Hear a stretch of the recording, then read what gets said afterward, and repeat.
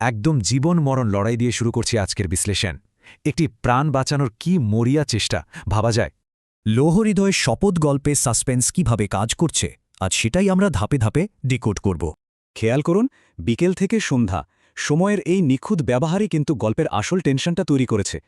প্রথম পর্বে আমরা দেখছি এক কঠিন সংগ্রাম, পরন্ত বিকেল, নির্জন রাস্তা আর এক ভয়ঙ্কর শারীরিক লড়াই।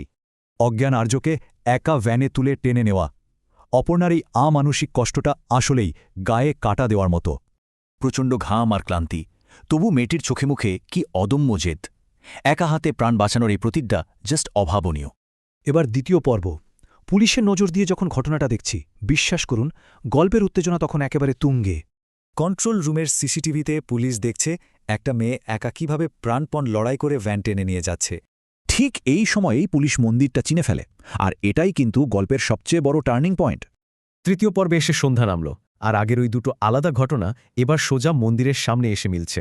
ক্লান্ত অপর্ণা জাস্ট একটু থামল প্রার্থনার জন্য। চরম হতাশায় ঈশ্বরের উপরেই নির্ভরতা সত্যি চোখে জল এনে দেয়। সব আশা যখন শেষ, ঠিক তখনই সিনেমার মতো তীব্র সাইরেন বাজিয়ে পুলিশের গাড়ি ছুটে আসার আওয়াজ। সাইরেন শুনেই কিন্তু অপর্ণা নতুন করে প্রাণ ফিরে পায়। শেষবারের মতো সর্বশক্তি দিয়ে ভ্যানটা টানতে শুরু করে।